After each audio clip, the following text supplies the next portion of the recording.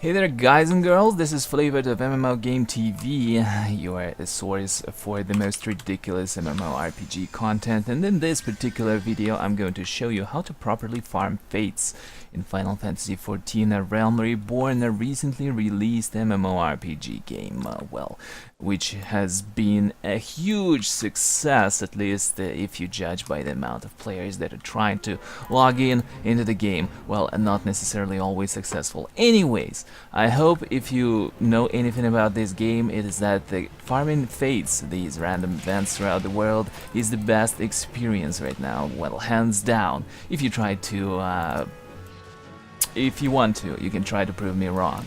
But most probably, I wouldn't try to do that because everyone knows fates is the best possible experience you can get in this game. So right now, I'm in Camp Tranquil Quarry Meal area, which is located in Soph Shroud.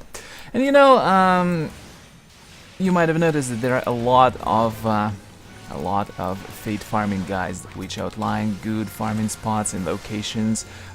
Quite a few people have released their own guides, and that's all well and good. But getting to a good spot is only half the thing for you to effectively farm and maximize your experience output. The other thing is actually mechanics involved with fate farming itself. As you can see right now, I'm in a fate highly above my own level. I'm at Gladiator level 25, which is just finished. Unfortunately, I will not be able to showcase the mechanics involved with this one, but with the next ones I will probably do so. So as soon as you get to fate farming location of your choosing, first of all, and this is quite important, is you need to get yourself, well, maybe not a full, but at least a party of 6-7 people.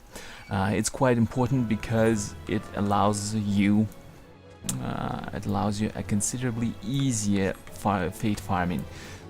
When you do it solo, you need to spend quite a lot of time in a single fate to actually get the best rewards. But if you're doing it as a party, basically you will get the best rewards as soon as your party just kills 2 5 mobs or brings 2 5 items. You might not even do anything yourself, and you will still be able to get the most out of any particular fate. The second thing is actually, and this is quite important, you do not need to stay throughout the whole fate. Now, this is not a problem when there is only one fate in the area that is available, but and then this is especially important during the prime times when there are a lot of fate parties going on. And you might not be able to attend to all the fates at the same time. You don't need to stay throughout the whole fate. In fact, especially if you've got a full party involved, you only need to just stay throughout 10-15% of a fate's length. Kill a couple of mobs, deliver a few items. Usually if it's a delivery fate, you need to deliver like 4-6 items to get the gold medal and the maximum rewards, and then just leave. Important thing that a lot of people don't really know is that you still get fate rewards even if you leave them alone. Even if you were level synced or not, you will still get fate rewards as long as you do not leave this world area. So for example, if I was farming a fate, say in this area, and then I spotted a fate in this area, and I just left this one fate half finished and went for this one, but I stayed long enough to get the gold reward, I will still get rewards from this fate. And this is what a lot of people don't know, you know. I'm here educating you guys, so listen while the teacher is speaking. Don't be like that girl from the Conjurers Guild who thinks she knows everything and doesn't need to learn. This is quite important. It will definitely allow you to maximize your experience output if you know how to rotate fates, especially if fates spawn at the same time. Here I am waiting to see if any fate spawns. Unfortunately, nothing so far. But although I've relayed two important mechanics which as soon as you get familiar with, will allow you to get the best experience out of fate farming. Like I said, first of all, check out one of the fate farming guides. Unfortunately, cannot recommend anything out of my head. Usually I just go to official forums and see all these posts there, or Reddit maybe, official Final Fantasy XIV subreddit. Check it out, a lot of good info there, always. Next, as soon as you've chosen a location, get yourself a party. Don't be shy. Go ahead and do a couple of shouts. Just tell them that looking for people for fate farming. If you have nothing to say, it's not a problem, because these parties are not so talkative. And there we go, we've got a fate right here, right next to me. And third thing, of course, don't stay throughout the whole fate. There are other fates in the area.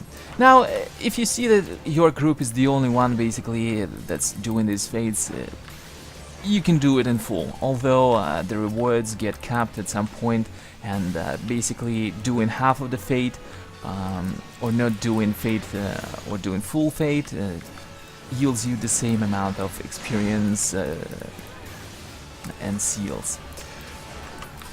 So far, it's the only one. Yeah, like I said, I've spotted another fate, and what I'm going to do just now, I'm going to teleport to Camp Tranquil, leaving this fate alone. Although it looks like it will be over before I even teleport. Although it looks like I was the only one on my team.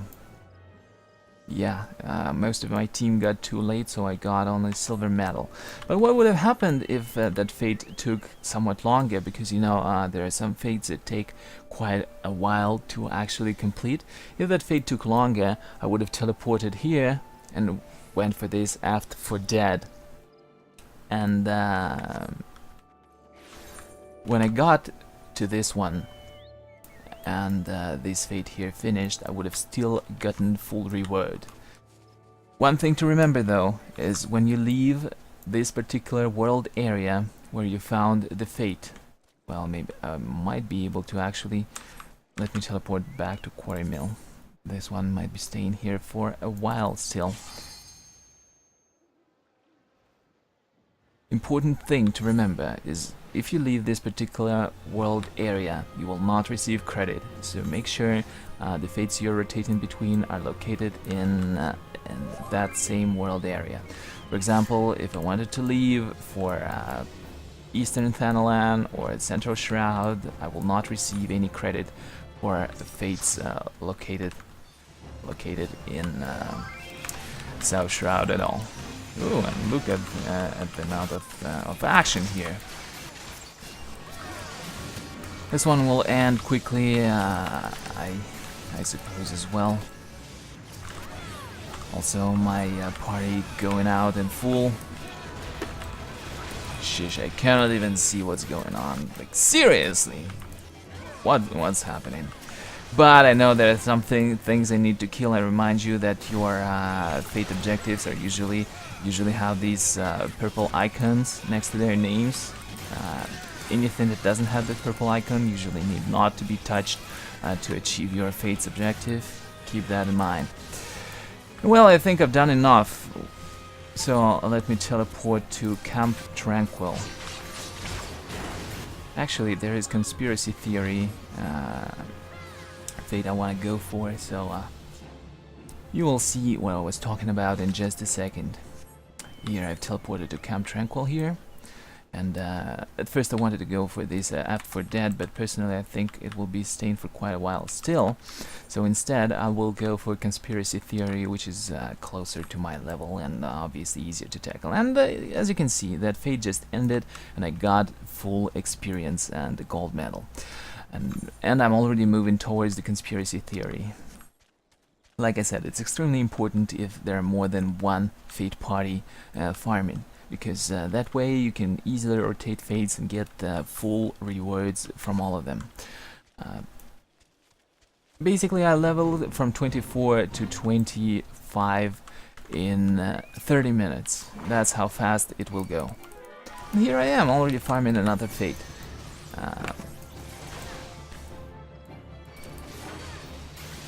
Unfortunately, I will not be able to... Oh, and look at that. Look at that, hide and seek. Yes, I will probably be able to show you this trick in its full effect. And I've already got a teleport request. Let me leave it alone for a little while. And I just hope these guys will not farm it too quickly. Let me kill a few people for the best result.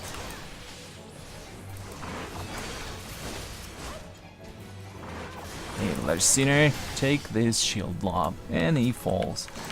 Like any good Larciner has to. Conspirators are about to go as well. I don't think I've killed enough people for my gold medal still. Let me kill a couple more and then teleport. Come on guys, help me out here. Help me out, I'm in a hurry. In a real hurry. Alright. I think that's enough. Using my party's teleport. Another important thing about having a party while farming fates is that actually you get free teleports from your party members. It saves so much money on travel. Like, you would never believe how much it actually saves fate grinders. People in my party are getting rotated. It doesn't matter though. I participated in that fate over there. I wonder what will I get. Probably silver, because I feel like I didn't really do enough for a gold medal. Aggroing a couple of people, and here I am already at another fate's spot. As you can see, receiving poached hides from the kills made by my party. Extremely important. Also receiving experience from the kills made by my party. Extremely good to have a party farming fates. But if you cannot find yourself a party, it's not a problem. You can easily do it solo as well. You just need to be a little bit more mobile and be able to estimate how much you've done already, so you can rotate fates effectively. And I just got here and I already got 7 hides. Usually, if it's a delivery fate, about 5, 6, 7 items is enough to get you a gold medal. Conspiracy Theory is still not done, so not getting credit for this one. But as soon as it's done, we'll probably get my medal. We'll see how much it will be. And there is Defending the Hive. Fate already up, but the problem in this case is that as soon as hide and seek ends, there will be another fate in this area to kill the Coral King. So many fates at once, I don't even know what to choose. Let's get this teleport offer, because as soon as we are done with the Coral King, we will need to move.